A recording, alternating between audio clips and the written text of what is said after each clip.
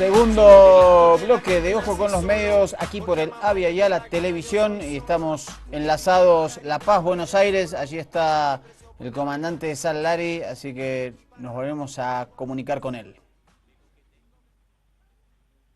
Acá estoy vivito y coleando, más joven que nunca, doctor, rejuvenecido harto, Me dan como 6 meses menos acá. Vamos a hablar de Colombia de una vez. ¿Qué pasó?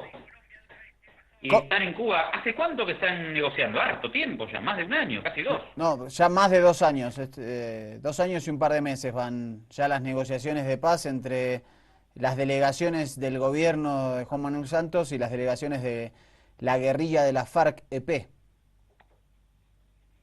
Bueno, y ahora entonces, ¿cuáles son las novedades que usted anticipaba antes del corte? La Comisión de la Verdad, eso es el gran titular del día.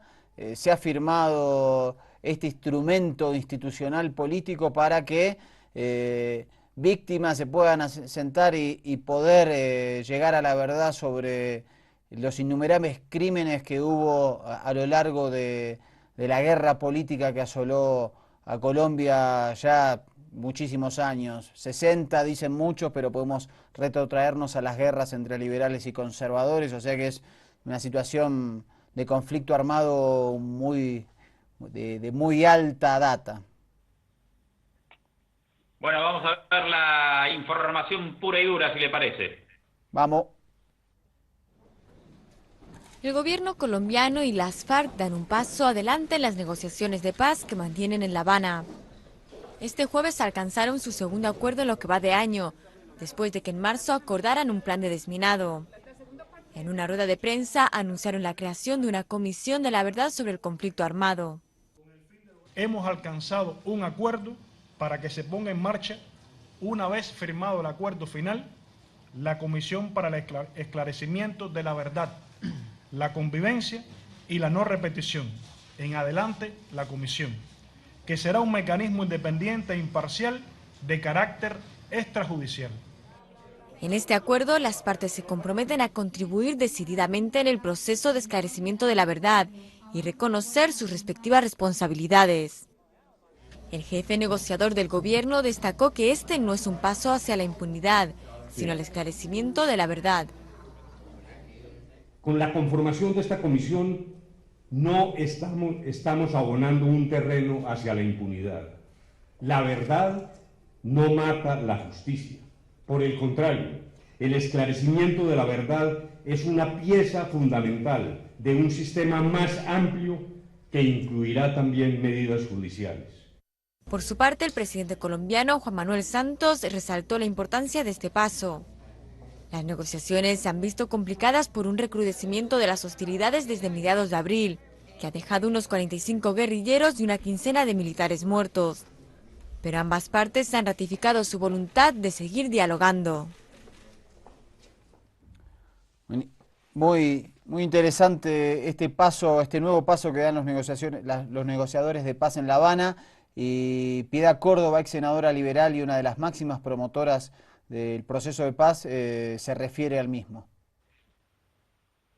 Creo que cada vez más es necesario avanzar hacia la decisión del cese bilateral de fuegos o una tregua o yo diría que la posibilidad de parar esa guerra para que la gente pueda apreciar fundamentalmente todo lo que se ha aportado en este proceso de paz. Quienes tienen además la desvergüenza de impedir el cese bilateral como el procurador viven en el norte. Se han paseado por las autopistas de la burocracia durante toda la vida. No han tenido ninguna otra posibilidad distinta de degustar las mieles del poder.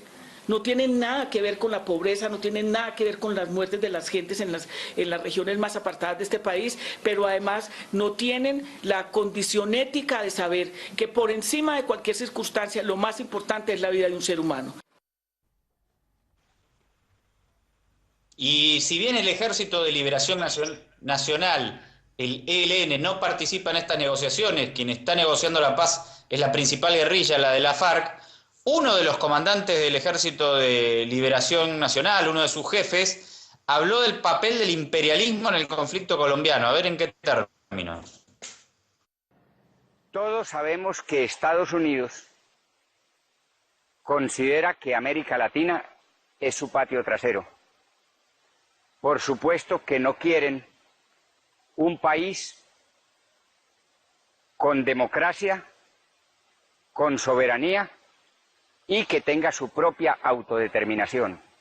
Como esos elementos son esenciales en el proceso de paz de Colombia hacia futuro, por supuesto que el principal obstáculo en ese sentido es el imperialismo norteamericano.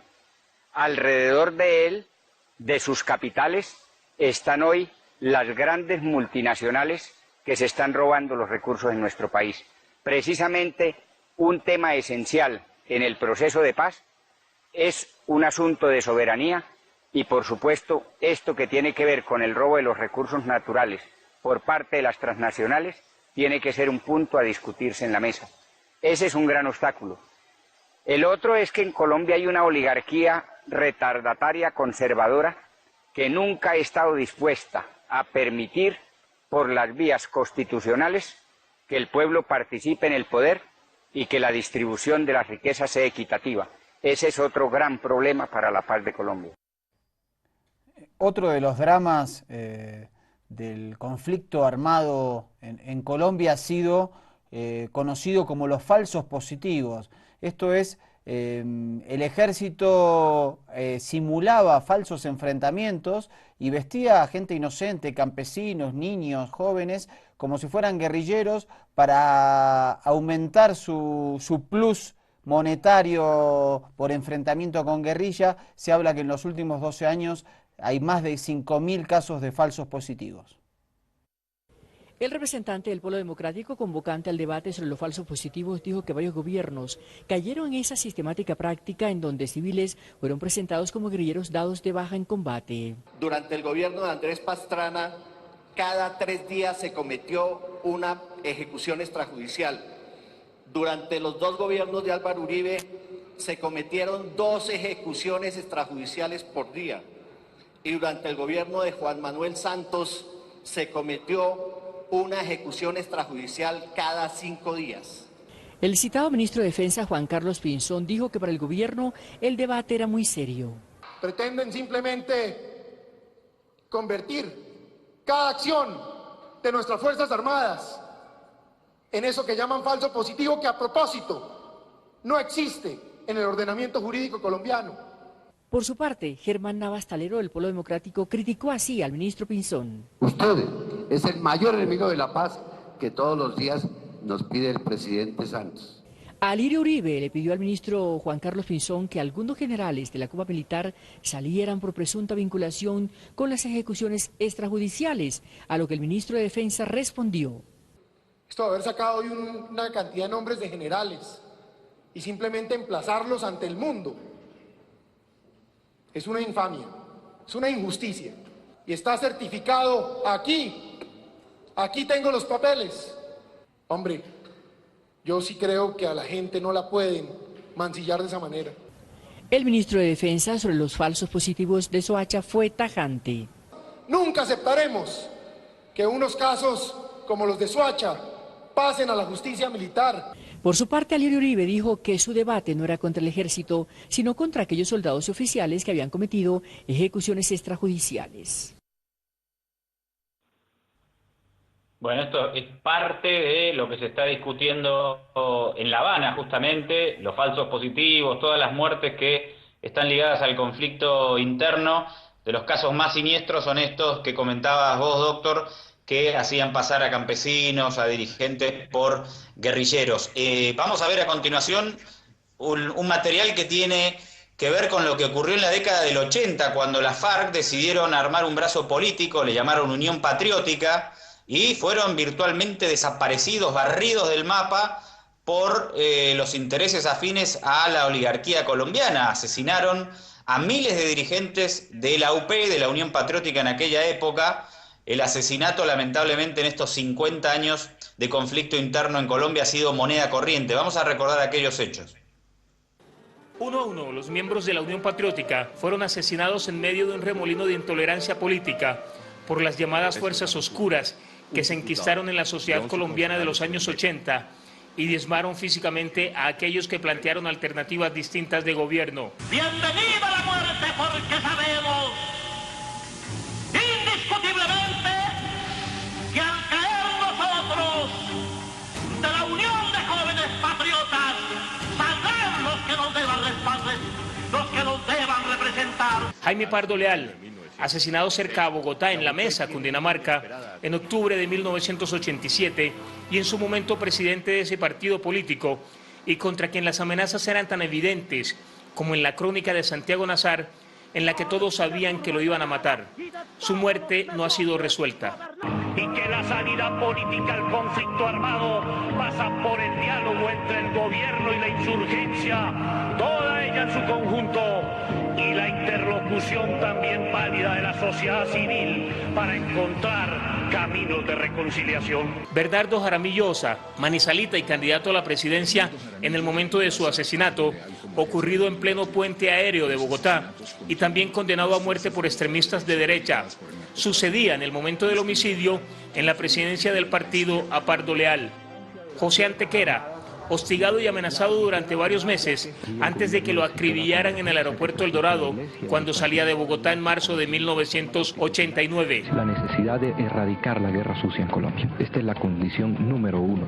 Que haya una erradicación de la guerra sucia, disolución de los grupos paramilitares. Precisamente, ese año junto a 1985 son las fechas que registran en la historia los picos más altos de crueldad y sevicia contra la Unión Patriótica. Hoy, cuando el Consejo de Estado devuelve la personería jurídica a la UP, al considerar que el Consejo Nacional Electoral en su momento se extralimitó en sus funciones al no tener en cuenta que la UP era víctima de un genocidio político y lo despojó de esa personería, más del 90% de los más de 3.000 crímenes contra sus militantes continúan en la impunidad.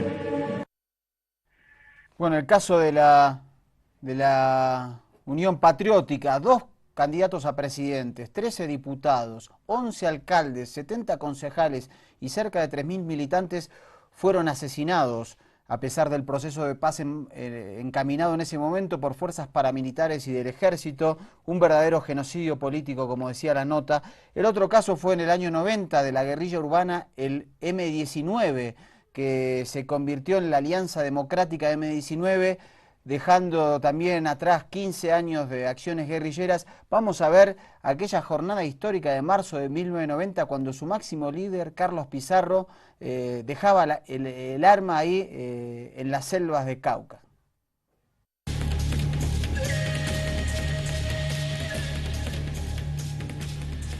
Rendimos homenaje a los hombres que hicieron posible que esas armas defendieran la libertad en Colombia.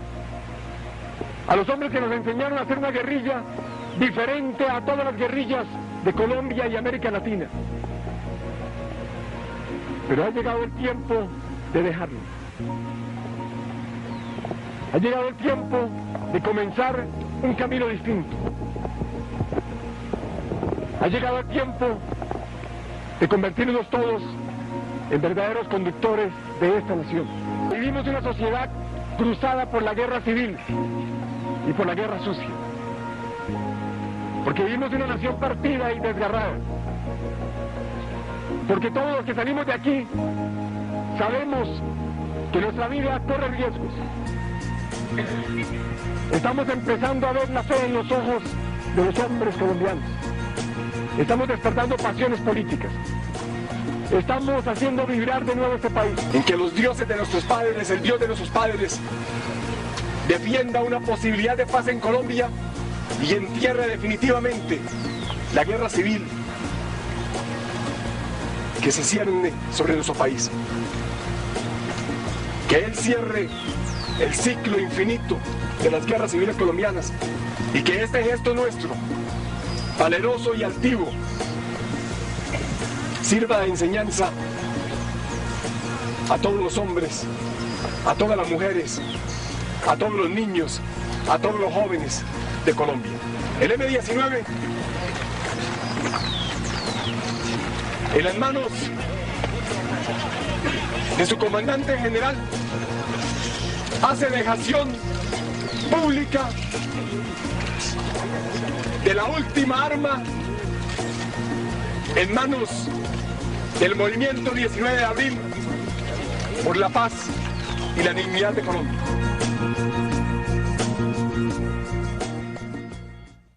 Es muy fuerte esa última imagen de Carlos Pizarro dejando la última arma del M-19, la guerrilla urbana que en el año 74, como acto de presentación público, se apropió de la espada de Bolívar ahí en Bogotá, demostrando el robo que se había hecho a los ideales del Libertador.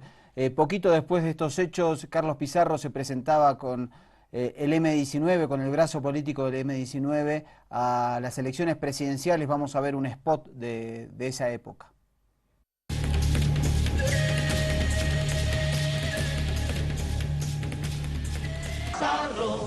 Todos, entre todos, cambiaremos la historia de Colombia. Con este gesto simple y limpio se inició el camino de la paz. Así comenzó el movimiento que partirá nuestra historia y unirá a todos los colombianos para construir con Pizarro una nación más democrática y poderosa. Palabra que sí.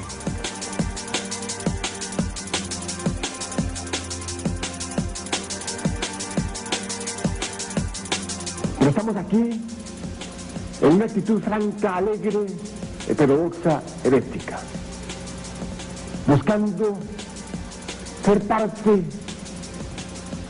de la nación que quiere vivir, de esa nueva nación que siente que la violencia y las armas no son el único factor de poder en la sociedad.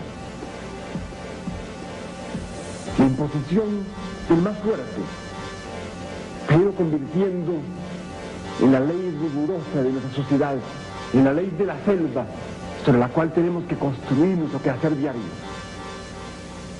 Por eso, uno de los grandes llamados nuestros durante todo este periodo es a rescatar la moral, es a buscar al interior de nuestra sociedad las virtudes nacionales, para poder aprovechar todas nuestras ventajas comparativas y construir una nación grande y poderosa.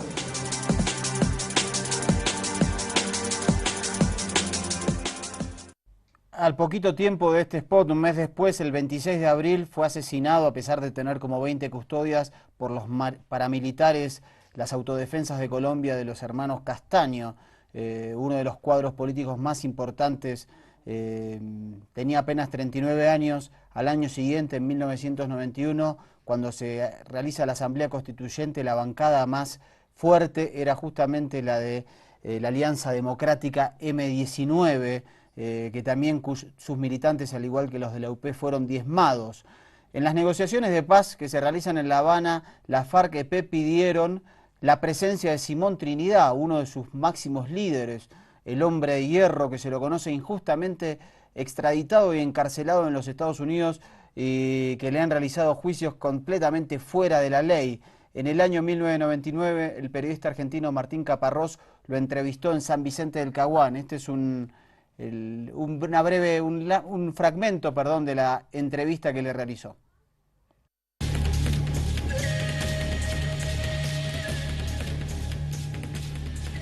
Pero hasta ahora la FARC es un movimiento básicamente rural, campesino. En los últimos años ha incorporado a mucha gente, pero sus militantes más viejos llevan 15, 20, 30 años viviendo en campamentos en medio de la sierra. Como Simón Trinidad, que me contó que sus primeros días fueron muy duros. Es un choque hijueputa. Ya no hay otra palabra para calificarlo, es un choque hijueputa. Y entonces es la lucha de uno, ¿no? Bueno, es el amor a los hijos, es el amor a la esposa, es lo que significa para todos nosotros la familia, los padres, los hermanos, las amistades, los parientes, la misma profesión. La universidad había que dejarla, porque yo nunca le tomé cariño al trabajo de banquero y fui el peor banquero del mundo, ¿sí? Porque para ser banquero se necesita no tener alma. Mira, pero digo, es una contradicción muy berraca la que se le presenta a uno, porque es la familia, es las mujeres, los hijos, es eso, las comodidades que yo tenía en la vida normal. Pero por otro lado están las convicciones políticas.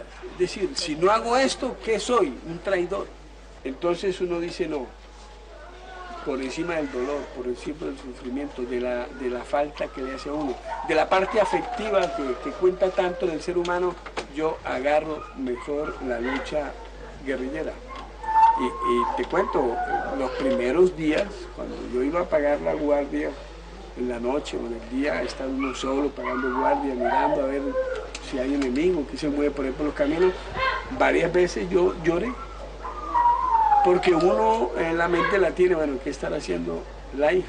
Cuando llega el momento de los tiros, ¿qué es lo que hay que saber? ¿Qué es lo que hay que hacer ahí? Eso uno al principio no entiende. Yo no entendía pero al principio cómo era la vaina, de los tiros dónde venían, si son tiros nuestros, son tiros del enemigo. Pero uno se va adaptando a eso, uno va captando todas las cosas. La posibilidad de la muerte es diaria, es inmediata, es permanente, pero tú no piensas en eso nunca. De pronto, cuando el peligro está más potenciado, momentos previos a un combate, o momentos de un combate, en un instante, tú puedes de pronto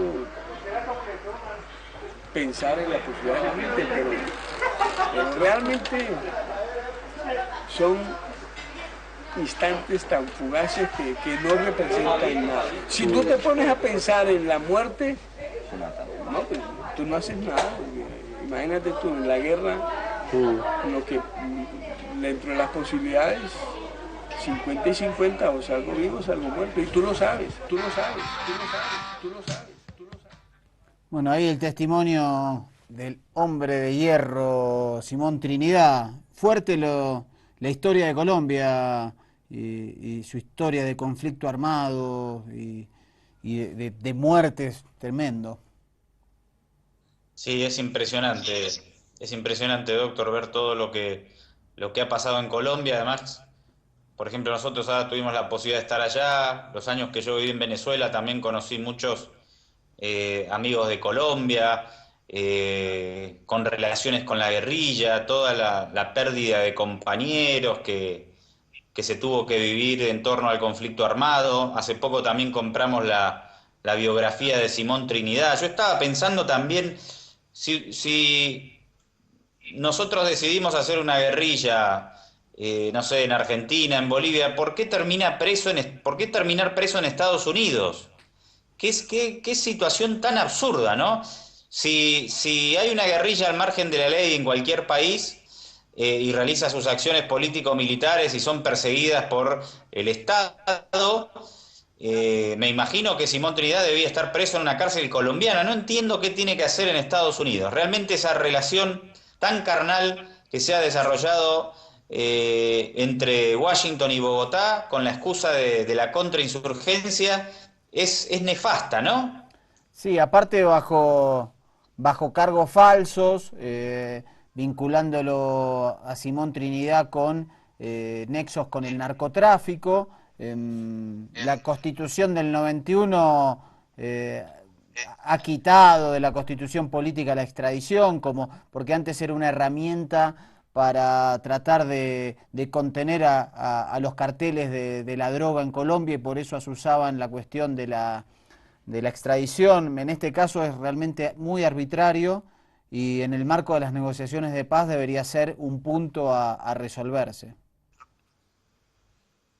Así es. Bueno, pongámosle por hoy un punto final al tema de Colombia, y también viendo todos estos materiales, doctor, estaba pensando la importancia y la necesidad de que le prestemos más atención al archivo, ¿no? Cosa que hacemos, pero tal vez de manera más sistemática. Es realmente interesante ver tantos sucesos que acontecen en nuestro mundo, y nosotros haciendo política internacional tenemos esa posibilidad de abrir esa ventana a tantas cosas importantes que han ocurrido en el pasado. Sí, además el archivo permite en este caso conocer cómo las guerrillas que justamente el Estado combatía, cuando deciden ser parte de la vida política, son exterminadas, lo cual, digamos, si el Estado no brindó ninguna protección a esos militantes que decidieron hacer vida política, y fueron masacrados impunemente. Hoy más del 90% de esos crímenes, tanto de